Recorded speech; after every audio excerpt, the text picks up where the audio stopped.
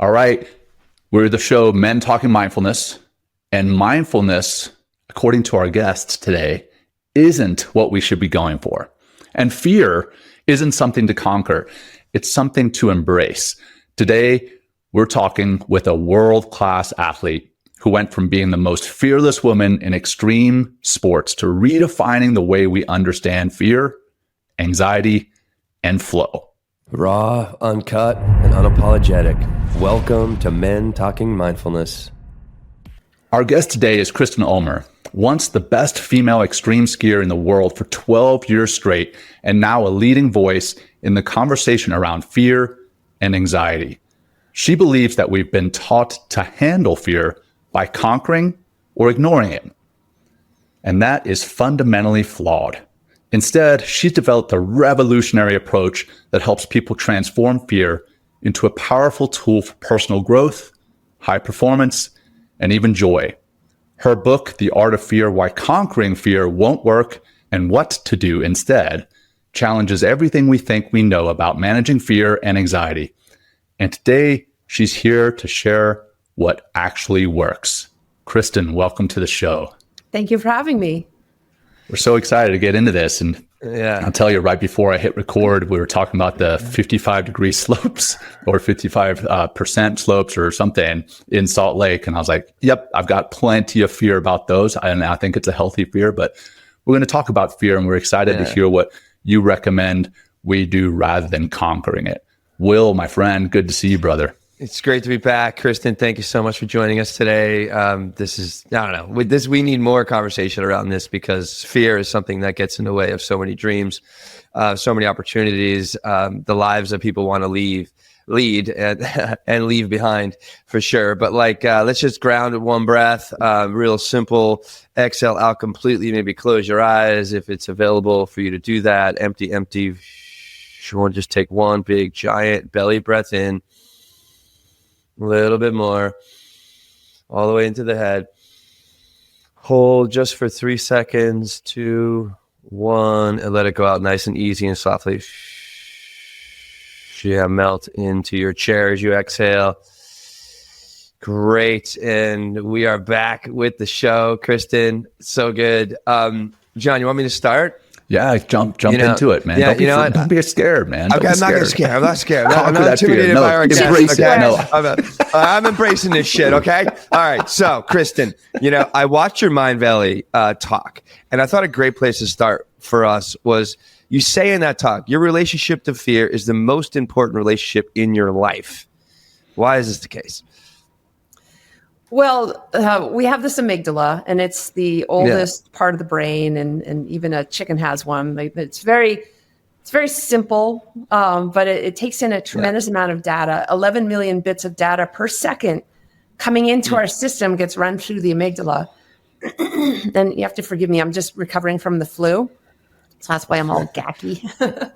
But you sound great. Yeah, thank you. So good. 11 million bits of data per second. And with that, it's not a thought producing part of the brain. It's an emotion producing part of the brain. It doesn't have thoughts. And in a flash, without thought, it'll determine safe or not safe. And if it's not safe, there's a threat, it'll send a shot of discomfort into our bodies and that's actually proven by science that it shows up in our bodies first, just as a sensation of discomfort. And then it flows through our bodies like water through a hose and provides for us on-point, intuitive reaction, fight, flight, freeze, without thought. And then it's gone 10 to 90 seconds later until the next threat shows up, of course. And it's the perfect design. Nature didn't get it wrong. But here's the thing. Fear is with us pretty much every single moment of every single day in every single interaction we have. I feel it talking to you guys right now, you feel it talking to me. And it's just here all the time. Even if you don't leave your house, it's going to be here. So most of us are in denial of this. We don't want to believe it's true, especially the spiritual crowd. We think we're all about love, right? And we are, but we're also all about fear. And our relationship with this part of life that's with us every moment of every day, of course, you can imagine is very important. Most people do not have a good relationship with it. In fact, I would say at this point, none of us have a healthy relationship with it. Yet our relationship with fear is the relationship that we have with ourselves at our core, the nature of life and our own bodies.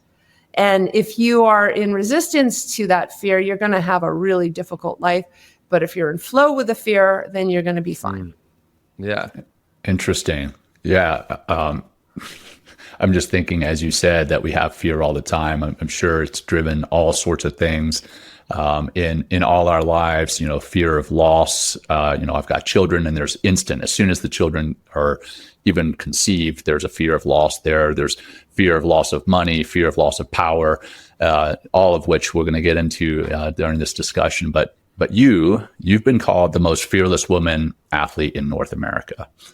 I would probably argue in the world. But your entire approach to fear kind of goes against the idea of conquering it. Yeah. When and why did your relationship to fear change? My relationship with fear has been pretty consistent, but now that I teach a healthy relationship with fear and anxiety, I use the words interchangeably. It's gotten better. But during my ski career, so I was considered the most fearless woman skier in the world and the most fearless woman athlete in North America.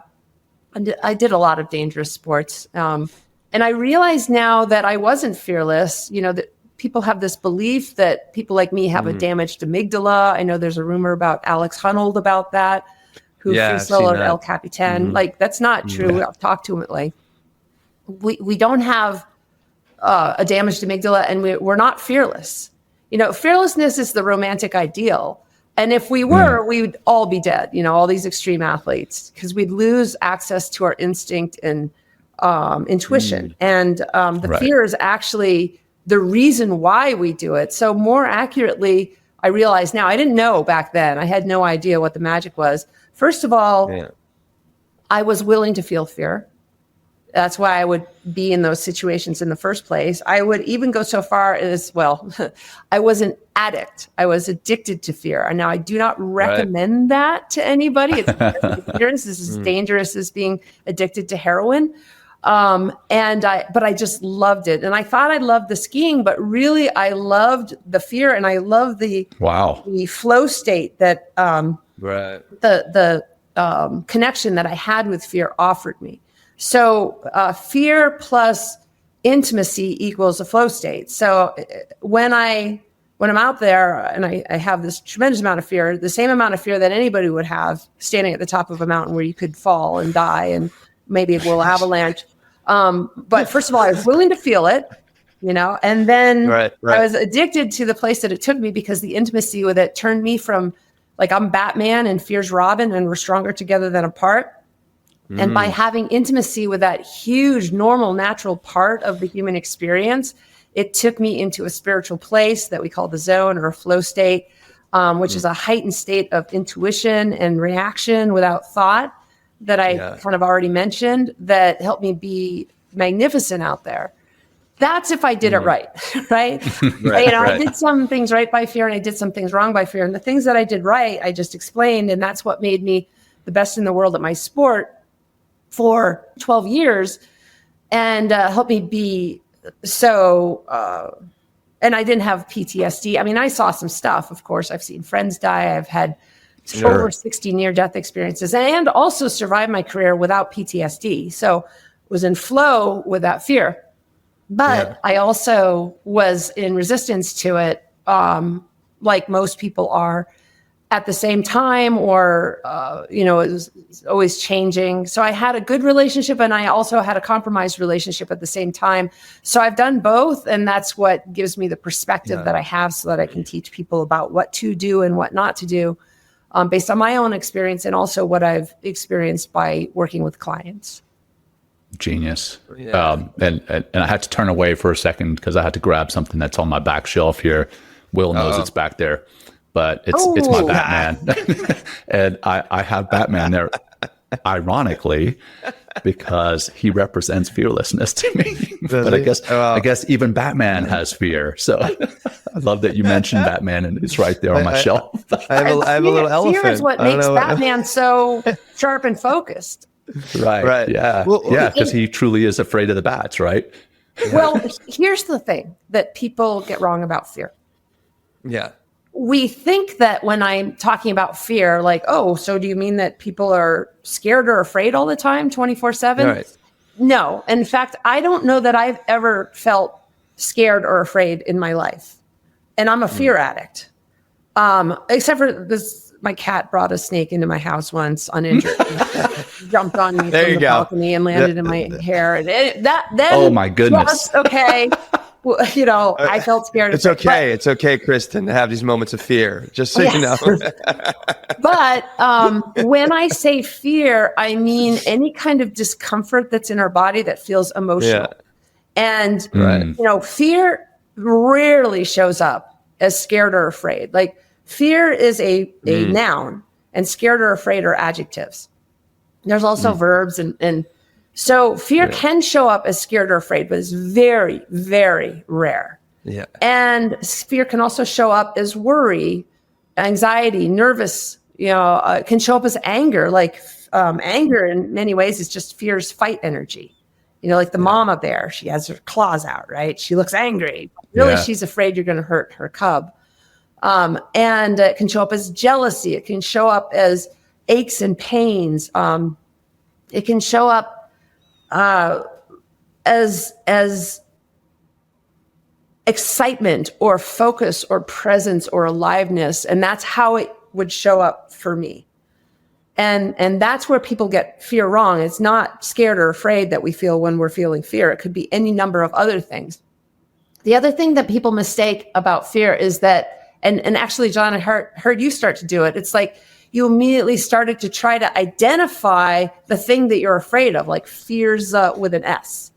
But the thing is, if we flow with fear, the fear just stays in our bodies and they never goes into our minds and turns into a fear with an S. And so for me, fear is just fear, not something that we can identify specifically. Like we're never going to be able to figure out which of the 11 million bits of data per second is warranting the fear. And the second we try to start to figure it out, we're in our heads dealing with it intellectually. And why do we do this? We think that if we can figure out what we're, quote, afraid of, then we can get rid of it or control it or rationalize it away. So most people are dealing with this emotion called fear intellectually because of modern definitions about EQ and a bunch of other reasons.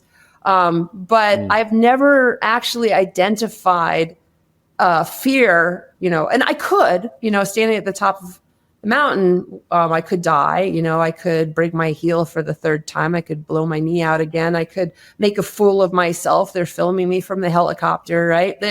I could identify what the fears with an S are, but standing at the top when I was at my best, I wouldn't be in my head thinking about that. I would just be in my body, connecting with the fear in my body, which would take me into a lower center of gravity because that's where the fear is in my body, which is a better place from which to perform than my head.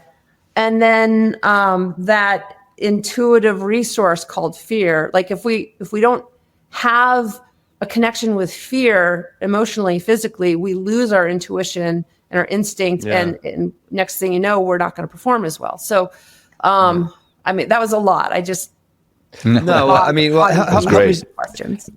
Help me sort that out. Like, because when I think of fear, and you just addressed some of this, like when I'm thinking fear, I'm thinking definitely not going into flow state because I'm like paralyzed. I'm like, stop. So what? Fight, flight, freeze is usually what happens when fear comes up, right? So either trying to fight whatever that circumstance is away, we freeze from it, or, we kind of flee from it. Whereas like you mentioned about like how it, and in your talk, you say you begin to dance flow experience and fear, like they begin to kind of dance together. So like, where's that crossover from, you're standing on top of that mountain, you have like the 3, 2, 1 count before you need to launch down this, this cliff that nobody's ever, skied before. And, but now but you're really absorbing this experience that we'll call fear in order to, get into that intuitive state, which I'd imagine an intuitive state, you have to have a certain sense of calm, if you will, in order for that intuitiveness to come online. We've had actually Stephen Kotler on here.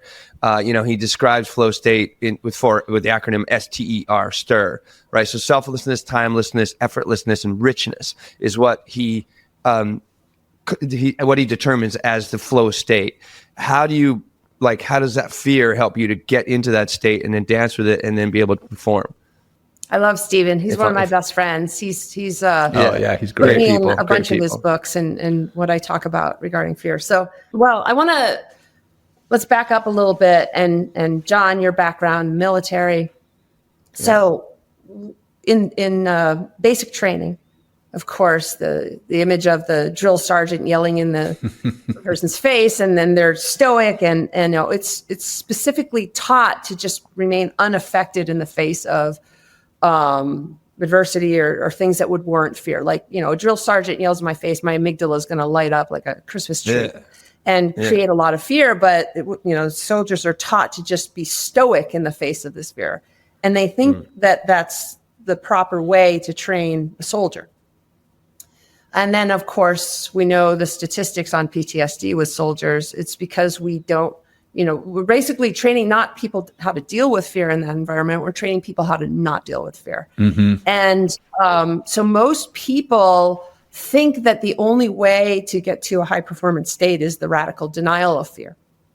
And what happens is, in order to remain stoic in front of the drill sergeant, we kink the hose, like we just stop the flow of fear. And it feels very powerful. Like I'm just feeling nothing, no access to that fear or emotion or my anger, or the hurt from being yelled at by somebody and all that.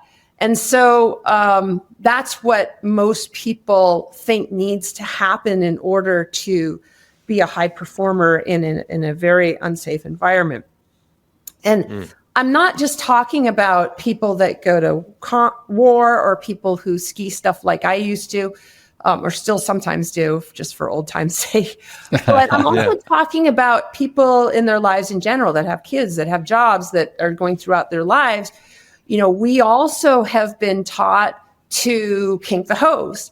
And there are 8 billion people on the planet. There's 8 billion different ways to kink the hose. And when I say kink the hose, to remind you, I said fear is supposed to flow through our bodies like water through a hose and provide for us on-point, intuitive physical reaction in the form of fight. Like for me, when I was skiing something super dangerous, bring my A game, like give it everything I've got. Or flee, like intuition, like something doesn't feel quite right, I'm going to back off. Or freeze, you look at the deer in the headlights and you think, well, they've gone dumb, they've gone stupid. But really that deer just doesn't know what's going on, needs to gather more information. Like freeze for me is asking the guide, what's below, or digging a snow pit, or, just gathering more information. And also having a plan in case of avalanche, all that. Like that's what fear offers us. It's like this intuitive, brilliant gift from the universe resource. And it's all happening unconsciously. Like I didn't even know that that's what was happening during my ski career, that I now see, actually. So I wasn't fearless. Or wasn't stoic in the face of fear. What I was actually, first of all, I was in love with fear. And then, so the equation is this. I'm going to give you 2 equations. So fear, and this will summarize, Will, why our relationship with fear is the most important relationship of our lives. These 2 equations. Thank you. So here's what not to do about fear.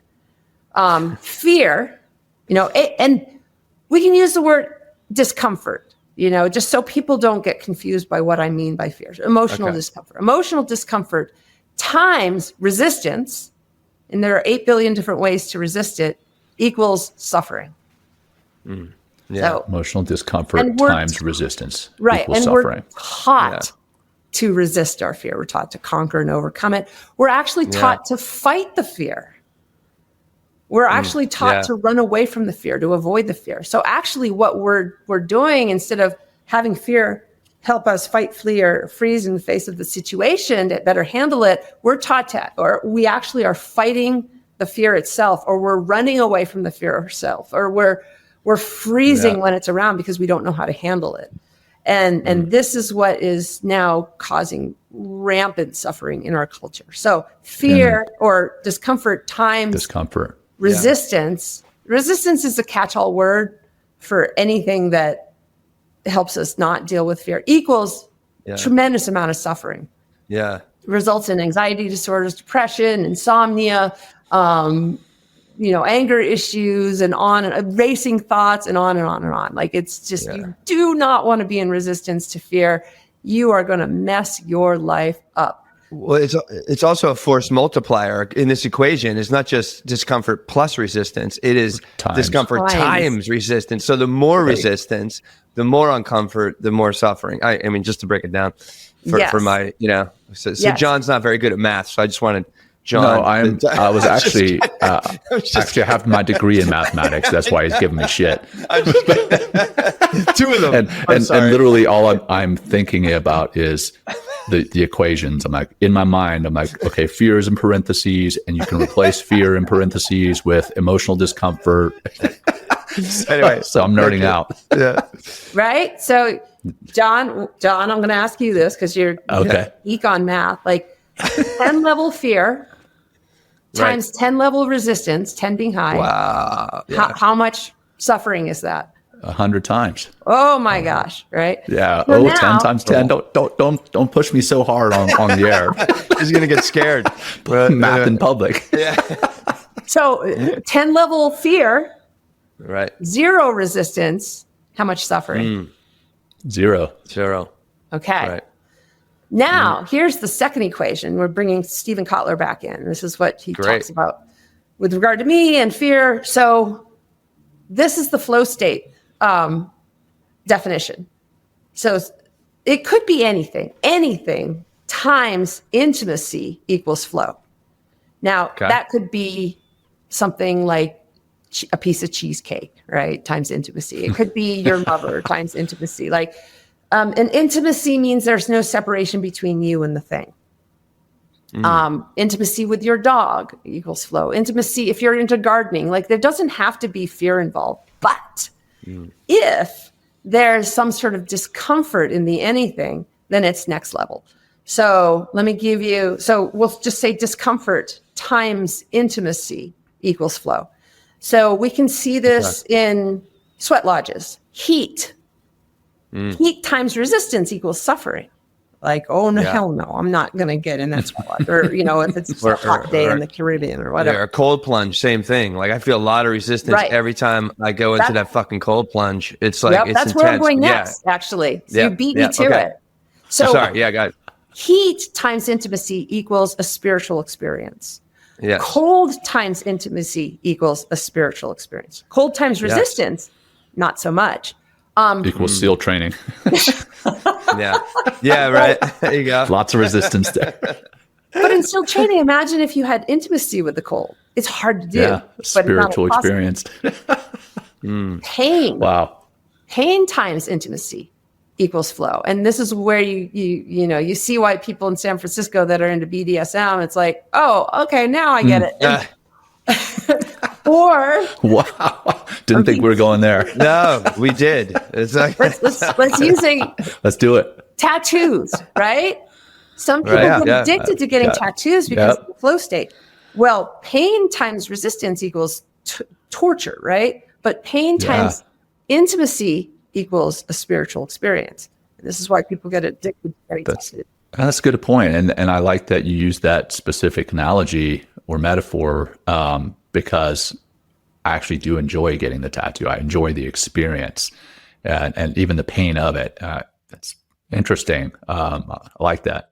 To define that intimacy really quick. I just wanted, just because like we're throwing words around here. Thank you, John. We'll get back. But intimacy, like, that's a big word here too. Like, so, if I'm going about my daily cold plunge, right? And I want to go create a spiritual experience. Like, so how am I intimate with the cold? Like, or intimate myself, I guess, in order for that spiritual experience to happen?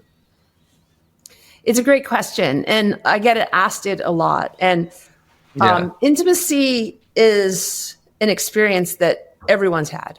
with something. Mm-hmm. And I was working with a group of 16-year-old girls, like 50 of them. And one of them raised their hand and said, when you say intimacy, do you mean sex? And I'm like, well, sure.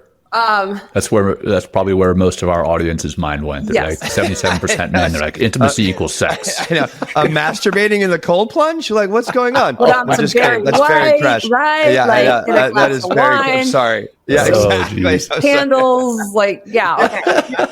So I said to these girls, raise your hand if you've ever had an intimate experience with a dog or a cat.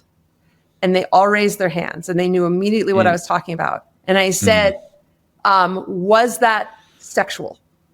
And their hands shot down so fast, I thought they were going to break the shoulder. But, we've all experienced intimacy with something or with someone or a situation or the wind, on a beautiful sunny day, or we know what that feels like. And for some reason, when I say intimacy, people immediately say, well, what do you mean? And it's like I'm looking at my cat right now. And there are actually 4 levels of ways that I see people deal with fear. And keep in mind, all of my research, or whatever you want to call it, comes from, I'm a voice dialogue facilitator, and I facilitate conversations between clients and their fear. And everything that I teach is not my personal philosophy. It's actually everything I teach comes from fear itself. Like, fear has told me everything that we need to know about how it wants to be treated, what gets people in trouble with fear, why it retaliates, why it takes over our minds or takes over, and becomes an anxiety disorder. Like, everything that I'm sharing with you guys, I'm just kind of the messenger talking, fear. So there are 4 different ways that people deal with fear from fear's perspective. Now, I'm looking at my cat, right? And I can also use the analogy of my cat to depict them and why intimacy is so hard for people to get to. So level 1 is resistance, which I said is a catch-all word. Some people ignore fear. Some people avoid fear. Some people go numb to not feel fear. Some people become super arrogant to, create walls between them and their fear. The biggest form of resistance I see to fear, especially with smart people like your audience, is being in their heads all the time so they don't have to feel. Let that land. Yeah. And so that's level 1, resistance. And by the way, this is a good transition into calming practices or meditation or letting it go. To fear, one form of resistance to feeling it could be drugs or alcohol, right? Yeah, shopping. I was just going to ask about that. Right. But another form of resistance to fear is meditation apps, calming practices, breathing exercises, like breathing in calm, letting go of fear. That's to fear.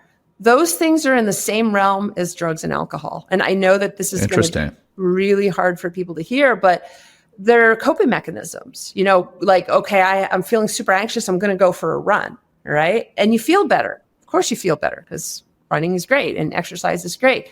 But if you're doing it to run away from fear, it's just another form of resistance. And it's in the same category in fear's mind as drinking alcohol or taking, smoking some pot or what have you. So all the things we're actually taught to do regarding anxiety or anxiety disorders, ironically, rationalizing it away through cognitive behavioral therapy and on, are more forms of resistance.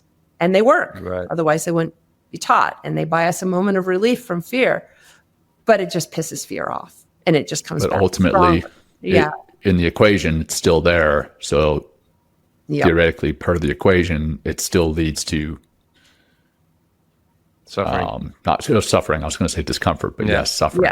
Yes. So, right. Yes. And, even medication, I'm not a doctor. I would never suggest people get off their medication, but that's medically supported resistance. Yeah, exactly. And so all these wonderful treatments and methods and modalities in order to manage anxiety or anxiety disorders, depression or insomnia or anger issues, all those things are actually contributing to the cause of these disorders and these issues getting worse and worse every year.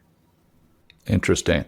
They're symptom control, and they work. Of course, they buy us a moment of relief, but they kink the hose, and then fear. Fear Right. gets more and more agitated and tries harder and harder to get our attention, and it invades our thoughts, or it turns up the dial on it. Anyway, more on that in a little bit. Let me finish with the 4 levels. So that's resistance. Yeah, it please. is, Thank you. right? And the cat, Yeah. right? If I'm in resistance to the cat, and let's say fear's, we can use million analogies. Let's say fear's a roommate that we are living with for life. It's 24/7. It's there with us all the time. If I'm in resistance to it, or resistance to the cat, or resistance to anything that's a lot of suffering, like think about what kind of life we live when we're in resistance to something that is living with us and with us 24/7, even living in our bodies, and how much self-loathing that results in, and angst and wars that we have with our own selves and our own bodies, and when it floods into our minds, ultimately also our own minds. So level 1, not advised. Pretty much everyone does it though, because of modern definitions of emotional intelligence, a positivity at all cost mindset in our culture, and negativity shaming or fear shaming. So you can ask me about that more later, but let me finish the levels. So resistance to the cat, resistance to fear. Level 2, acceptance of fear, right? It's normal and natural. There's nothing I can do about it. It is what it is. It's here all the time. Acceptance of the cat, right? But I'm still in my head thinking about this person that lives in my body, or thinking about the cat. And often, let me say one more thing about level 2. There's a lot of people that teach acceptance, but it's followed by what I call the dreaded comma. And when you're having an argument with your wife and she's like, I love you, but, right? And then just forget what she just said. What she's really trying to say is the next sentence. So it's the same thing with a lot of people regarding fear. It's like, oh, you don't want to resist fear. You want to, it's normal and natural, right? You got to accept it, comma, now let it go. And we're ricocheting right back to resistance. Letting our fear go is like the worst advice ever given. It's like nobody's ever let go of fear. So we get that wrong. But you don't want to let it get the better of you. Or, okay, now you got to rationalize it away. So the dreaded comma just tends to, even if we step in level 2, ricochet us right back to level 1. So then there's level 3, feeling. I've talked to fear at length about this. Fear is an emotion. It wants to be felt. It wants to be felt. Right. Emotions want to be felt. And that keeps us in our body and flow with it. So speaking in terms of the cat, right? If I'm in resistance to the cat, okay, if I accept the cat, if I'm now feeling the cat, I'm now having a physical experience with the cat. And here's where people say, well, what do you mean feeling? It's like, well, I mean, feel your sweater, right?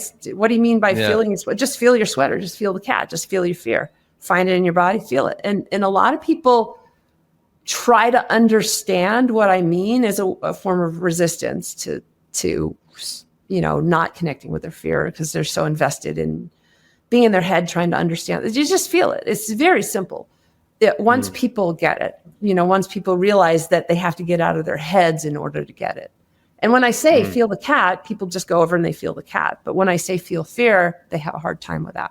And then what I found is level 3, if we just learn how to feel our fear, that just organically takes us into level 4, which is the intimacy piece that I'm talking about. Because the longer I'm feeling the cat, no thoughts, no agenda, I'm just feeling the cat, it just kind of takes me there.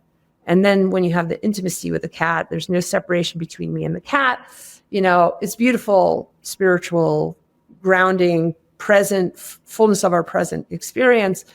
And that's what's possible with fear. And then it's not like we transform the fear into a resource. It just naturally becomes a resource, and we don't even know we're doing it.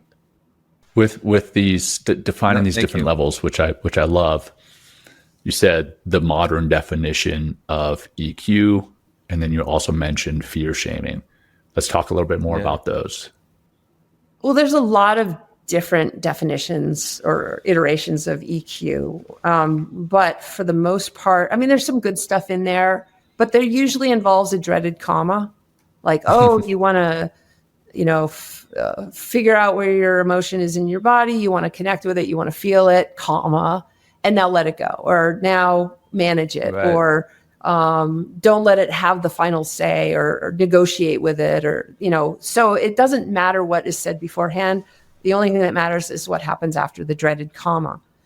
And for the most part, let me summarize what emotional intelligence. I mean, there's books. Every time I go through the airport, I'm like, all right, let me look at this latest EQ book that they have in the, and I'll pick it up and I'll a few on the shelf, and I'll be like, I'll like, please stop saying this, right? But it in summary, it's for the most part it's seen as our ability to understand our emotions and manage or control them.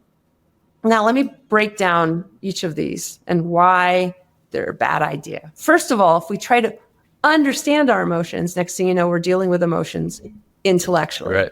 We're in our head. Which kind of leads us into why I don't think mindfulness is the best approach. That's where I was going next. Right. Yeah. Because the word mind is in it. So we're dealing with our emotions intellectually when we try to understand them. And we're never going to be able to understand them. I see fear as a person that lives in our bodies. Have you ever been able to understand another person? As far as what they're truly feeling? No, just understand another person. Just like. Yeah, I guess at the deeper level, no. I mean, you can see their behaviors and come up with some ideas of why they behave the way they behave. Even your children, even the people, your spouse, that's impossible. Like close to you, it looks like this person does. Like sometimes you're like, oh, I kind of get them, but really they don't even understand themselves, right? Right. I mean, how much do we understand ourselves? Right. Yeah, true. Right. Mm-hmm. So how are we going to ever understand something as old and wise as fear? And how are we ever going to figure out which of the 11 million bits of data per second coming through the amygdala is warranting the fear? Like we may think, it's fear of rejection or fear of failure, or what have you, but the deeper fear underneath that and underneath that and we're never going to be able to figure it out. But this puts us, the attempt to figure it out makes your therapist very rich, right? And then puts us in our head dealing with our emotions intellectually, which is the biggest form of resistance to feeling them, which is thought-free that I've seen. And it keeps us in our heads as well.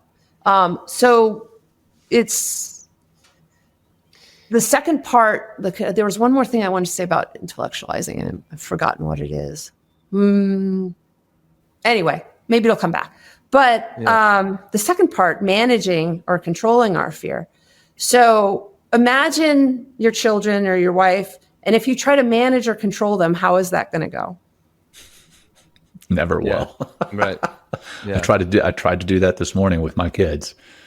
Get your fucking boots on. I mean, I didn't say it fucking, but how many times did I have to tell them to put their boots on?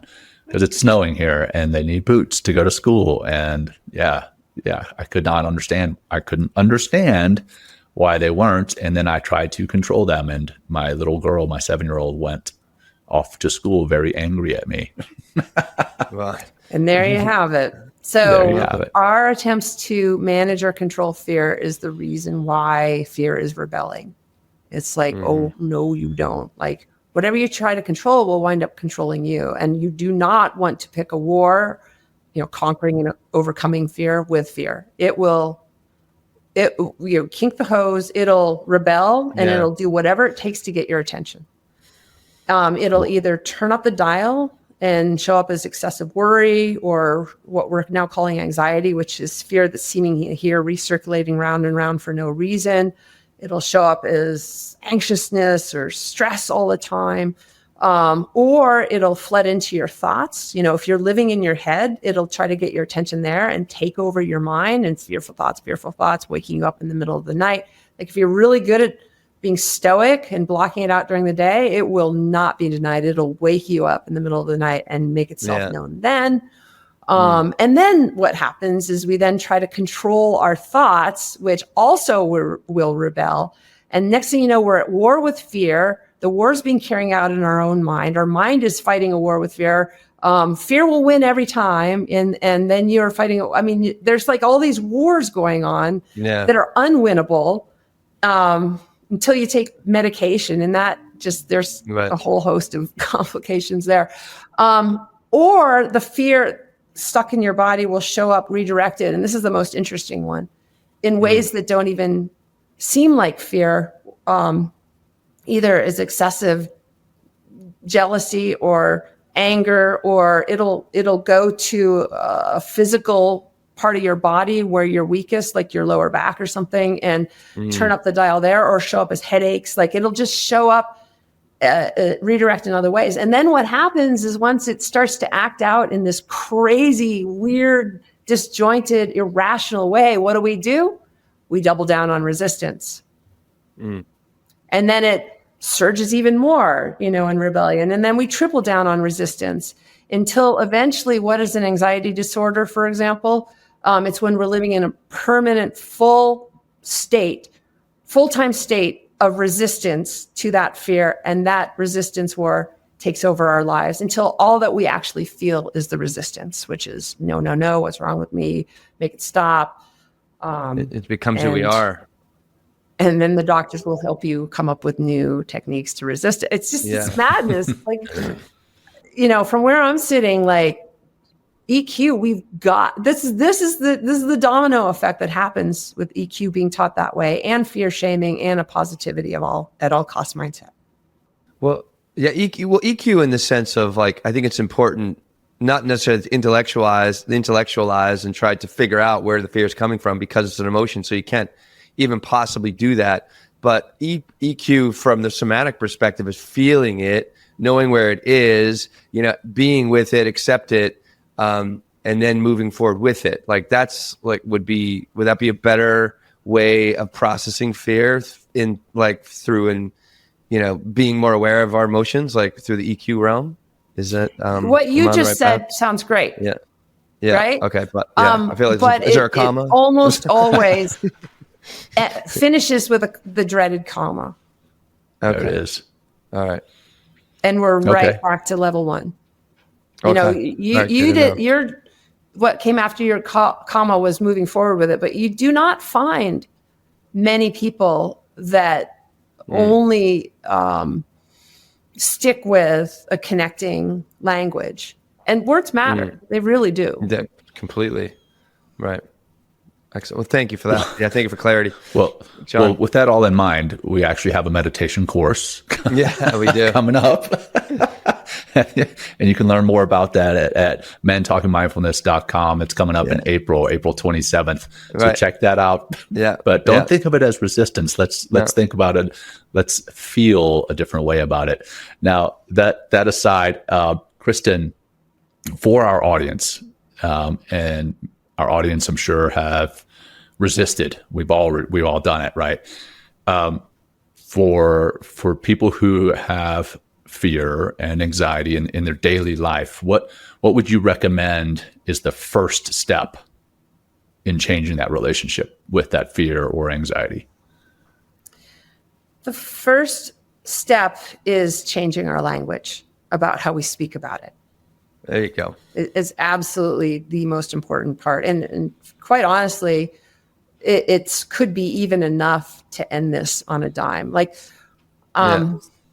And that includes our relationship when we speak about fear or any kind of emotional discomfort within our own minds.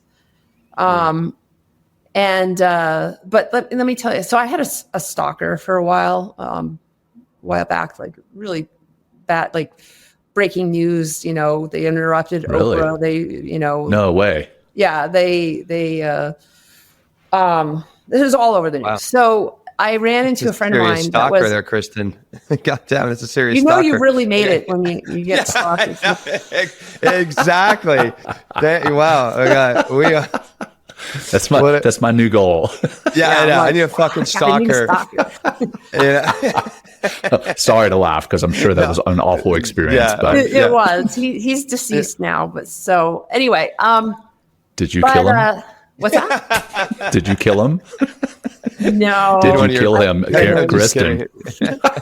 Sorry, I went dark there. Yeah, no, that's. I'm trying to resist making jokes about that, and I like 10 though, but I have respect. Let's move on. So That's thank you. anyway, I ran into a friend of mine who's a life coach 2 weeks later, and he saw me and he said, "How are you feeling about that?" And this is before this person he died and that he was in jail and I had to testify and the whole thing. Oh my gosh! And wow. I said, I'm really angry. And anger, as I said, the more I look into anger, the more I realize it probably isn't even an emotion. It's more just fear's fight energy, which is exaggerated. If it's exaggerated, that means you've kinked the hose on fear, and then it's coming out in an excessive, bizarro way. So I said to him, I'm really angry. And what do you think he said to me when I said I'm really angry? He said that's not a feeling. No. He said what most people would say, which is, "Oh, you don't want to feel anger. That'll eat you from the inside out. You need to let that go. You need to, And I said to him, and this is what I mean by changing your language. And it's like in the words of the Beastie Boys, fight for your right to party, right? Fight for your right to feel Brooklyn. No sleep till Brooklyn. I'm in Brooklyn right now. Brooklyn. Okay, sorry. Throwing me back there, Kristen. We're going down a lot of sidetracks. And we're going down fucking sidetrack. Love sidetrack. So what I said to him, I said, please don't try to rush me through my emotion so that you can feel more comfortable. It's here for a reason. Good for you. Wow. Look at this. Yeah. Damn. It's a powerful thing to say. Another example of this is, so I had a client whose 9-year-old kid was crippling anxiety disorder, panic attacks, the whole thing. And they went to a water park as an example of this with the 11-year-old daughter, 9-year-old kid. And he said, "Do you want to get on the water slide?" And the kid said, "No." And then the father said, "Well, it's perfectly safe. There's no need for you to," it's very well-meaning, right? There's no need for you to have fear. Look, your sister just went down. Grandma just went down and everything's fine. Like the father's trying to talk the kid out of his fear. And that actually right there was the cause of the kid's anxiety disorder. What he should have said, the father, and I instructed him, changing your language, is, yes, the water slide is designed to induce fear. That's because otherwise he's fear shaming his kid. It's like there's something wrong with you that you even have fear, which is where the problem starts and why there's 1 in 3 teenagers right now don't just have anxiety, they have an anxiety disorder. And it comes from parents, society, like there's nothing to be afraid of, you got to let that go. Like that starts at a very young age. So I said, next time you go to the water park, say this to your kid. Of course, it's designed to be scary. You can put that word in there. They design it that way because people find fear to be exciting and kind of making them feel alive. Yeah. So notice we're acknowledging the kid's fear, that it's validating the kid's fear, and then saying, are you in the mood for fear right now to the kid? The kid will probably say no because he's been conditioned to be embarrassed about his fear. And the other thing that happens with kids that have an anxiety disorder is they are fighting for their right to party. They're fighting for their right to have fear by even turning up the dial on it and rebelling against fear shaming, rebelling against dad saying, I have a right to feel this and I'm going to feel it all the way, So just by changing his language with his son and constantly asking, are you in the mood for fear? Are you in the mood for fear? I have another client too, who is making his mother deal with all his fear on his behalf. She has to drive him to school rather than getting on the school bus.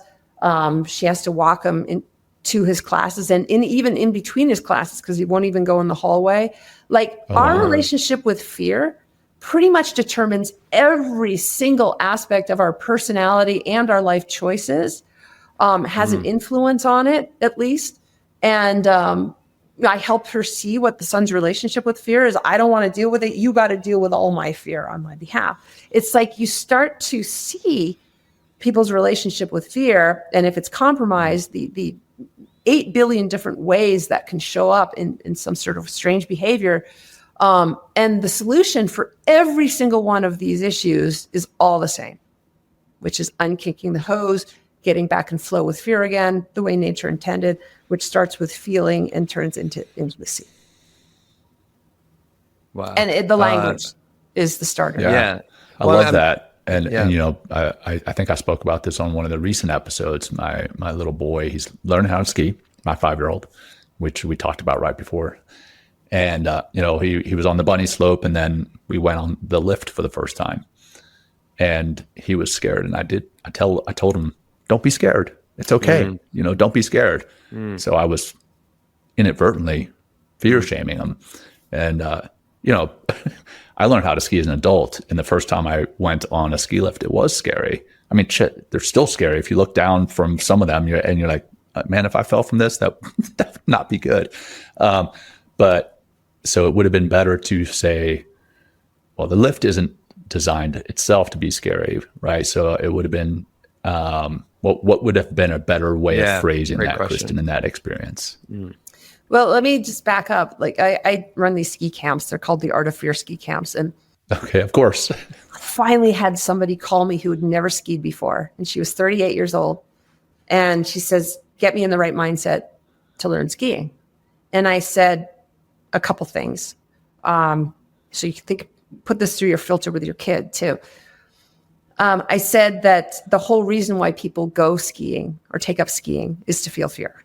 That's the whole point of it. Right, nobody would buy lift tickets if it, weren't for that. It's like horror movies. Yeah. And again, I don't mean scared or afraid. We don't go skiing to feel scared or afraid. Fear and excitement are neurochemically pretty much the same thing. Go there to, and also, there's no learning or growing without a willingness to feel fear. So the other thing I said to her, fear, this is huge. You ready for this? Yes. Fear does not hold anybody back from doing anything ever in the history of the world. We get that wrong. Yeah, we hear all the time that fear has, killed more dreams than anything else. Yeah. Fear's upset about this. Fear does not hold anybody back from doing anything. We get that wrong. It's our unwillingness to feel fear that holds us back. Wow. Do you feel the difference? Yeah. No, it's a huge difference. Yeah. It's a huge difference. So I said to her, you have to be willing to feel fear if you want to take up skiing, certainly at 38. Right. And even if she was a kid, like we look at the daughter, for example, at the water slide, she looks fearless. She's not. It's like me. I looked fearless during my ski career. No, I was having a love affair with fear. My book, The Art of Fear, the working title was My Love Affair with Fear while I wrote it. And then they changed it in the last minute. But and again, if you have a love affair with fear, the fear only shows up as excitement, presence, focus, and aliveness. And if there weren't any fear involved with the water slide or any fear involved with skiing, we wouldn't have access to any of those feelings. And that's why I say fear is like the best thing ever, Yeah. And some people, when they're bored, they'll go out and take a risk, or maybe their bucket list, when they're going to die, they jump out of an airplane. Why? Because they haven't had enough fear in their life. Like, fear's the best thing ever. So anyway, I digress. So with my little boy, yes, it would have been, he's getting on the ski lift or about to get in the ski lift. We're in the line. It would have been better to have said, it's something about, it's not fear you're feeling, it's the fear of feeling fear. I understand what you're saying, but I'm trying to learn what I should say to my little boy. Right. So I'll tell you. Moving forward. And it's what I said to this woman. Yeah. Right. The whole we're here because of fear. Reason why we're taking up skiing is to feel discomfort, to feel, because it's there's no growth Like this is our comfort zone. You got to step out of your comfort zone in order to grow where there exists fear. So the whole reason why we're learning this sport is to feel fear. And part of the fear is the chairlift ride. Yeah. The whole anticipation. experience of learning how to ski involves fear. The chairlift ride, the gravity, right? Like the price. I mean, have you $20 cheeseburgers, like, right? So the whole thing. Yeah. Anyway. Yes. Well, it sounds like the whole thing was created because of fear. The price. Yeah, I'm sorry. Yeah. Right. Well, I feel like the whole skiing. Hold on, Will. Let her finish the thought. I want to understand what I'm supposed to tell my little boy. Yeah. This is what you told your little boy. And this is what I told, let me just finish with her. I said, you have to ask yourself, am I in the mood for fear right now? Okay. And if you are, take up skiing. And then you have to be willing to feel fear. And if you look at those of you who are skiers, ski instructors spent their entire careers trying to get people to lean forward in their boots and embrace the fall line and get forward, right? Well, what is that that's preventing? They're in the back seat because they're in resistance to fear, or they're in resistance to gravity. They're in resistance, right? So your kid is probably in resistance to the chairlift, right? You have to say, are you willing to feel fear? Start with that. Are you willing to feel fear? Yeah. Are you in the mood for fear could be another question. Are you willing to feel fear? Because it'll get you what you want. And then the kid will either say yes or no. That's true. And then you get on the chairlift if it's yes. And if it's a no, then you just wait and just say, okay, let's sit here and not be in the mood for fear together. Right? I don't want to feel fear. Like that. And then, I love what you said there real quick with the fear will get you what you want. Yeah. I'm thinking about everything I've ever gotten. Right. I mean, hell, proposing to my beautiful bride, that was scary. I mean, telling her initially that I had feelings for her, horrifying. Yeah. But the things that I've got that were worth a damn all came through being willing to feel fear. That's awesome. You should feel fear around women. Right. It's the right woman. Especially around this one. Oh, yeah. Wow. Well, no, I mean, I love like a lot of these sports then, whether it's skiing, whether it's race car driving, whether there's anything that has, that can potentially put your life at risk is really to help you grow your comfort zone in a lot of ways. What I'm hearing, it's like, be with the fear and then kind of, I guess, I mean, am I saying correctly? Like act with it, not even the face of it, just be with it. What could we, okay, here question. So this is just the thing. I mean, I'm learning so much. Like we think we're just going to talk about fear and overcoming, or not overcoming fear, but, changing a relationship to fear. But it's like your whole, it's our life that we're changing our relationship with, because, if we're not approaching life with fear, right? Because fear is always going to be, like you said earlier, then we're not growing, right? And if we're resisting it, then we're just suffering. So with somebody that is kind of, someone that's listening, that is kind of trapped in a very comfortable comfort zone, what are some things that they can do in order to begin to grow that comfort zone and begin to experience a different relationship and maybe even a flow kind of dance with fear, if you will? Well, this is a great way for me to conclude with the girl. I said, you have to be willing to feel fear, ask yourself if you're in the mood for fear. And then when you're skiing, understand that fear is part of the process. And if you can learn how to embrace it and have intimacy with it, you'll be forward on your skis and you won't, need the ski instructor past the first couple runs. And she did it, and she skied a black diamond run on her second day, starting at 38. Like this is what is possible. It's like change your language. It is part of the process. Like, the language is super important. And most people that, for example, take up skiing think, oh, okay, I can't really take a turn until I get rid of the fear. But if you have that language shift in your mind and you start speaking about it, like I'm here to experience fear. And like, that's how Alex Honnold actually free soloed El Capitan. So the first hot tip is change your language. The second hot tip is going to be captured in Alex. Like, here's his comfort zone. He goes to Yosemite. He doesn't have a damaged amygdala. He feels fear just like everybody else. And in your comfort zone, you're still going to feel fear. But by having a willingness to feel fear, that's what's going to get people out of their comfort zone. So he had a willingness. He also had a love of fear. So you step out of your comfort zone. maybe a little bit. The optimal number is 4%. We could talk about that if you want. But you don't want to go too far talks about that talks too. about that. Too much. Right. Not enough boredom, right? So just, right. a little 4%. bit. And some people are naturally adventure seekers and other people are natural comfort seekers. Just, everybody's different, but Alex is obviously an adventure seeker. So first year in Yosemite, every time he went climbing, he would step 4% out of his comfort zone, connect the new dots. Now he has a bigger comfort zone. And he did that every year for 10 years until his comfort zone was so big. And mind you, the only way to have less fear is to take risks. So the only way to have less fear is to say yes to fear because it expands your comfort zone. The body doesn't want to have to manufacture fear if it doesn't have to. It takes a lot of energy. Right.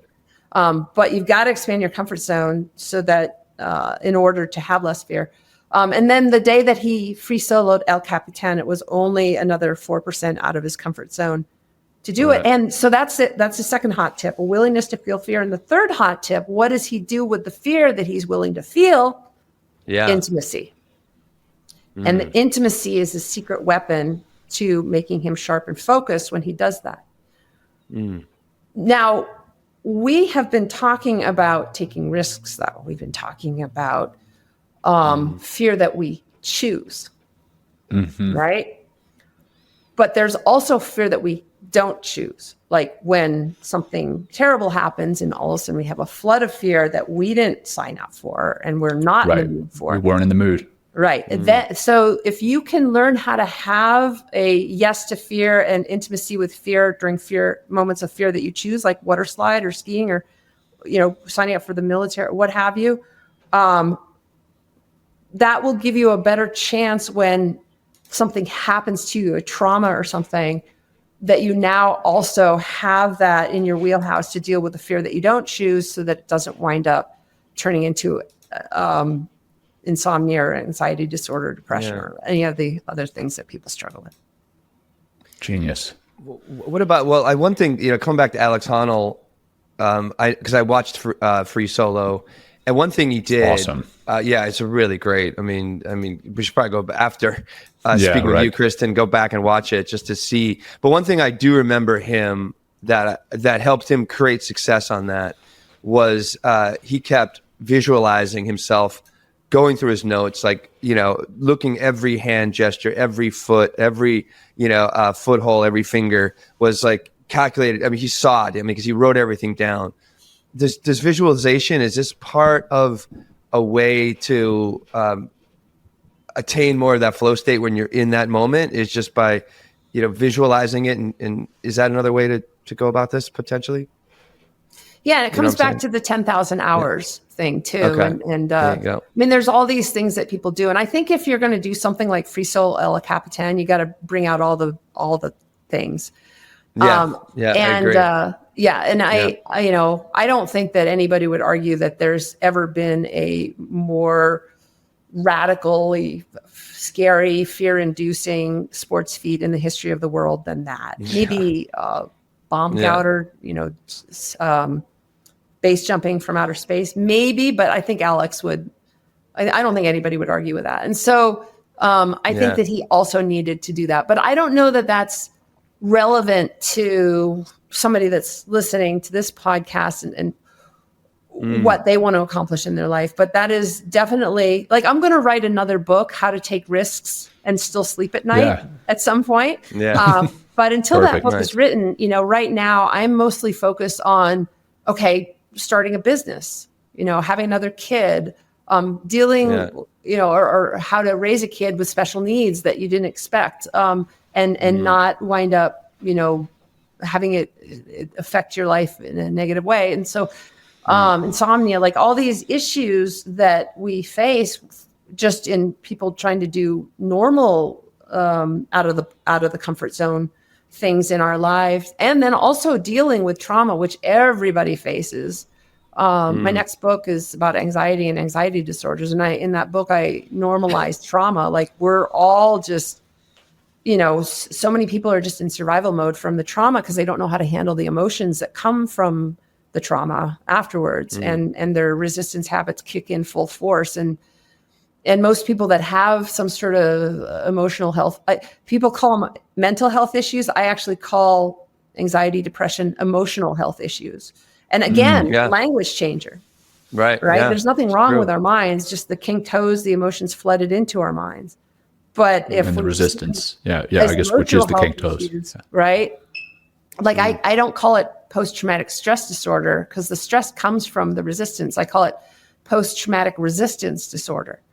And, that kind of language changer is also very eye-opening. And so like we're going to just even taking basic everyday risks like getting married or having kids or starting a new business or even the risk of dealing with a trauma finally that we haven't dealt with since childhood or what have you. Like that's also a conversation that needs to be had probably more than even how to freestyle El Capitan for anybody that's listening. Great point. But it's interesting, like what was Alex's process? But now you have a better understanding. I love it. Sure. So when's that new book coming out? No pressure. A year minimum, 2 years max. Awesome. Yeah. Right on. Well, Kristen, this has been awesome. Love what we've learned here. I'm definitely going to try to apply it not only in my own life, but in being a parent to my kids, and hope to apply it in their lives, apply it as a leader in business, just apply it all around. If people wanted to get in touch with you, what's the best way for them to reach out, find out more about your training and everything else that you're doing? Well, can I say one more thing that's the elephant in the room? Of course you can, please. Of course. Meditation and mindfulness. Yes. What's the elephant in the room? Yes, let's do it. Come on, because we're going to wrap it up with a meditation practice or a quick one breath practice, just like we did at the beginning, which I had my eyes closed. I'm curious. I need to go back and watch. Did you practice with us? I did. Although I was awesome. Throat because I didn't want to gack the whole. So let's start with mindfulness. I mean, who doesn't like mindfulness? And without our minds, we would be a tomato. Like it's all mind, to be honest. But when I talked about the 4 levels, when you get to feeling emotions and intimacy, we are no longer of our minds. Like when I'm feeling the cat, there's a difference between having a mindful experience with the cat versus feeling the cat. Like mindfulness is above the neck. And so I'm actually more into mindlessness. LESS, mindlessness, where we start to have a relationship with our emotions that as much as possible doesn't involve the mind or being full of our mind. And again, words really matter. And so when my ski camps, like great athletic performance starts where our mind stops thinking, where we can get into our bodies. And so I don't want to be mindful when I'm skiing. I want to be mindless when I'm skiing. So that's the first part. As for meditation, like who doesn't love meditation? It's wonderful. The thing is, like pure Eastern meditation, there's no goals. It's just about witnessing or connecting or, but unfortunately in the Western world, we've started to treat meditation as treatment for anxiety or anxiety disorders. And it kind of cheapens it. Yeah. And it usually involves some form of calming practice or, some form of like, it may start off like, okay, you want to connect with your fear, and now let it go. Like there's just so many apps out there that with good intentions, but it just still, and even feel your fear and let it go. Can you hear the fear shaming in that? And the control and the management in EQ and the positivity at all cost mindset, which is why our culture, like the statistics on anxiety and anxiety disorders and depression are through the roof. And if, and then if we see meditation as the solution, it cheapens meditation for starters, and it just becomes yet another coping mechanism to replace it with something more in line with what we want to feel. And it takes us further and further away from what we actually are feeling. So sorry, Kristen, a lot of what we teach in meditation is truly sitting with those emotions and feeling them, and there being no comma. If there is a comma, it's comma, be with it, comma, be curious about it. What is that emotion? What are you feeling? Not what are you thinking, but what are you feeling? So, but I do like how you phrased it with mindlessness. And I guess in a lot of aspects, that's what the meditation that has benefited me has been. Mindlessness is truly getting out of my mind and getting into my body, feeling it in my heart, feeling it in my stomach, feeling the anxiety, and then being okay with it, not letting it go, acknowledging that of course I feel this way. Of course I feel this way based on what I have going on in my life. What would you say about that?